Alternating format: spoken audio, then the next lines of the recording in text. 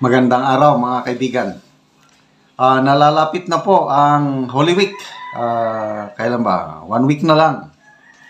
At ito, mayroong kakaiba na utos ng Pangulong Marcos para sa mga law enforcement officers, mga pulis para sa Holy Week. As relayed by Yusek Claire Castro. I don't know kung how true is this. Kaya lang, I find it very unusual. Lutang, overacting.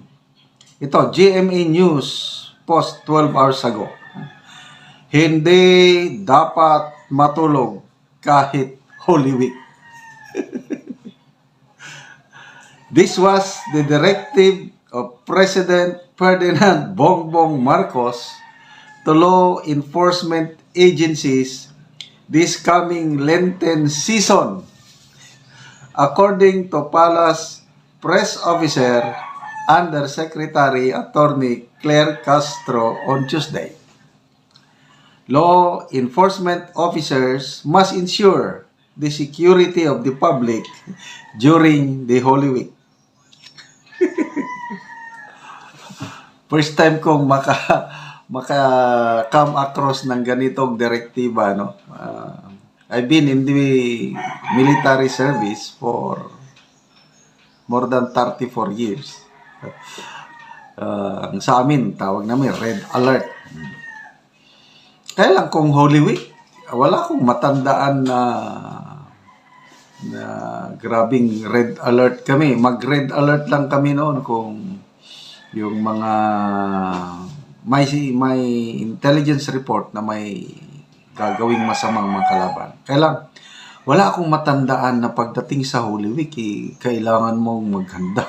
So, maliban lang kung may alam ang presidente na through intelligence gathering na may mangyayari nga rin yung Holy Week. Kaya, huwag matulog ang mga law enforcement agencies. Grabe. Magbasa tayo sa mga comments, ano? Glenn Peratero, medyo iba na ang pagkaintindi ng mga comments na ito. Magbasa lang ako. Alam na, substance is the key to stay awake, Mr. President. Ice Joseph Del Mondo, ha ha ha, iba ka talaga, Mr. President. Kuya Germs ang dating. Checo Rental, lamang ana Mr. President, oy appeal pod me why tulugay ba. Ray, very productive president. Richard Jackie, alam na ha, dapat lahat wala nang tulog, lahat. Medyo masama na ang sinabi, hindi ko na, no. Jeros Tobias, matulog yun dapat. Kaya imposibleng wala. Siguro, baka iba ang punto ng presidente, iba naman ang pagkasabi ng Yusek Castro. Kaya ito, nami-misunderstood. Jess Alden Dayagbil, Suyop Nasad, ha ha ha. Tingnan mo. Princess Gomez, ano daw? Ito ang maganda. Maui Tihares, pwede naman po sabihin round the clock po ang ating kapulisan. Ganon. Wala na sa wisyo kapag hindi na matulog. Kaya nga, sabi ko, overacting. Yan, round the clock. Alert. Pwede, heightened alert. Ano lang, kaya lang yung hindi na dapat matulog. Wala na. Out of na yun, abnormal na yung hindi matutulog. Speaking of tulog, ang health ng isang tao, ang isang factor is tulog. Kahit hindi ako kakain, pwede, basta huwag lang akong makulangan ng tulog. Naranasan ko na yung hindi ako makatulog, kukulang sa tulog. The following day, napakasama yung pakiramdam ko, para kong hinahangin. Kaya, between food and tulog, kahit hindi ako kakain, basta kompleto kong tulog. And again, ulitin ko, during my military service, nakaranas lang ko yung, minsan lang yung halos 24 hours na lakad. Walang tulog.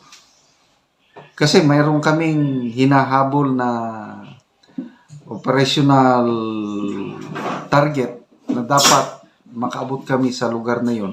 Kaya, kahit katulog ko na, lakad pa rin. Pahinga lang, sa sobrang pagod namin, nung sinabi kong pahinga, tinyente pa ako noon eh. That was 1985 sa Agusan del Sur. Sir, sabi na aking platoon sergeant, request ng trupa, sir, pahinga lang sandali. Ako, pagod na rin. Kaya lang, may target kaming time na makaabot sa objective namin. Sabi ko, sige, pahinga. Nung sinabi kong magpahinga, kanya-kanyang higa. Ang aking mga tao, tulog. Sa pagod. Kasi, magto 24 hours na, naglalakad lang kami. Ako, katulugon din ako. Kung matulog kami lahat, NPA, madaming NPA yung pinasok namin. At linabanan ko yung antok ko. Hindi ako natulog. Ako ang naggwardya sa aking mga tao. Siguro pinagbigyan ko sila ng mga 15 to 20 minutes. Ako ang gwardya. Isang platoon kami. So after mga 15 to 20 minutes, inano ko yung okay, gising. Lakad ulit. Ganon. So, mahirap yung walang tulog. So, hindi magandang direktiba ito yung saka ang tao, during Holy Week, kahit yung mga masasamang tao, magpahinga rin eh. Kahit sabihin natin may kasamang ginagawa, kung minsan nakakaisip din yan ng Diyos eh. Lalo na yung pupunta sila sa mga bundok, maghanap ng yung mga tulumanon, kung sa Bisaya, magano ng mga anting-anting, So, usually ang tao, kung Holy Week, medyo mas tahimik ang kapaligiran kung Holy Week. Yun ang aking experience. Kaya, hindi tama itong sinabi Holy Week, hindi na matulog. Kawawa naman ating mga pulis. So, wrong terminology siguro. Dapat, round the clock. Heightened alert ang ating mga law enforcement agency. Sobra naman, overacting naman yung hindi na matutulog.